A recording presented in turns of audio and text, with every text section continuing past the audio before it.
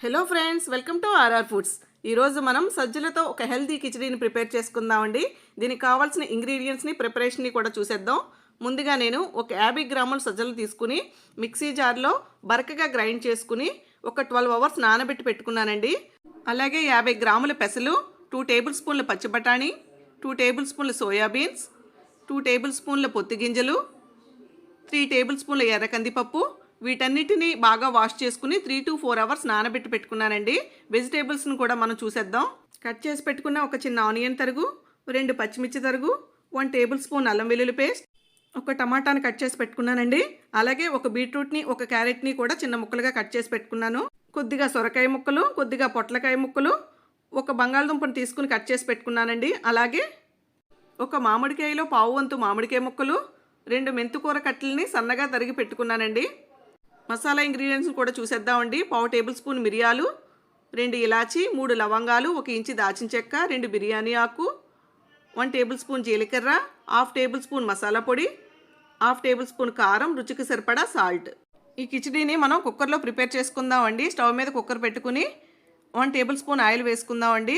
ఆయిల్కి బదులుగా మనం నెయ్యి కూడా వేసుకోవచ్చు. ఆయిల్ బాగా హీట్ అయిన తర్వాత మసాలా దినుసులన్నింటినీ వేసుకుని బాగా ఫ్రై చేసుకుందామండి. కట్ చేసి పెట్టుకున్న ఆనియన్ తరుగు, పచ్చిమిర్చి తరుగుని కూడా వేసుకుని దోరగా ఫ్రై చేసుకుందామండి.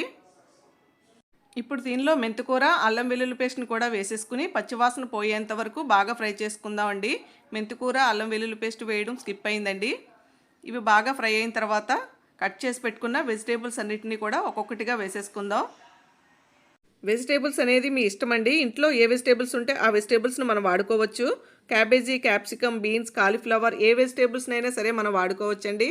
ఆకుకూర ప్లేస్లో కూడా ఏ ఆకుకూరనైనా సరే మనం తీసుకోవచ్చు. ఇప్పుడు దీనిలో నానబెట్టుకున్న సజ్జల్ని, పప్పులన్నింటినీ కూడా వేసేసుకుని అలాగే కట్ చేసి పెట్టుకున్న టమాటాను కూడా వేసుకుని బాగా ఫ్రై చేసుకుందామండి. ఇప్పుడు దీనిలో మనం మసాలాలను కూడా యాడ్ చేసేసుకుందాం. వీటన్నిటిని ఫ్లేమ్ని లోలో పెట్టుకుని 3 to 4 మినిట్స్ బాగా ఫ్రై చేసుకుందామండి. ఇవన్నీ బాగా ఫ్రై అయిన తర్వాత 3 గ్లాసుల హాట్ వాటర్ని కూడా వేసేసుకుందాం. వీటన్నిటిని బాగా కలుపుకుని ఈ స్టేజ్లో మనం ఉప్పు, కారం అన్నీ చెక్ చేసుకుని ఫ్లేమ్ని మీడియంలో పెట్టి ఇవన్నీ ఉడకడానికి ఒక 7 విజిల్స్ రానిద్దామండి. ఇలా మిల్లెట్స్, పప్పులు, వెజిటేబుల్స్, ఆకుకూరలు వేసి కిచిడీ తీసుకోవడం వల్ల బాడీకి కావాల్సిన పోషకాలన్నీ అందుతాయండి. ఈ కిచిడీని బ్రేక్ఫాస్ట్గా, లంచ్గా, డిన్నర్గా ఎలా అయినా తీసుకోవచ్చండి. షుగర్ లెవెల్స్ని తగ్గించుకోవడానికి, వెయిట్ లాస్ అవ్వాలనుకునే వారికి, కొలెస్ట్రాల్ తగ్గించుకోవడానికి ఇది బాగా ఉపయోగపడుతుందండి. 7 విజిల్స్ వచ్చేసిన తర్వాత స్టవ్ ఆఫ్ చేసేసుకుని ఆవిరంతా పోయిన తర్వాత మూత తీసి ఒకసారి చెక్ చేసుకుందామండి. మనకి వేడి వేడి కిచిడీ అయితే రెడీ అయిపోయిందండి. ఈ కిచిడీని మనం రైతాతో సర్వ్ చేసుకుందామండి. ఇలాంటి హెల్దీ రెసిపీస్ మన ఛానల్లో ఇంకా ఎన్నో వస్తాయండి. మన ఛానల్ని తప్పకుండా ఫాలో అవ్వండి. ఈ రెసిపీ మీకు నచ్చినట్లయితే మన ఛానల్ని లైక్ చేయండి, షేర్ చేయండి, సబ్స్క్రైబ్ చేయండి.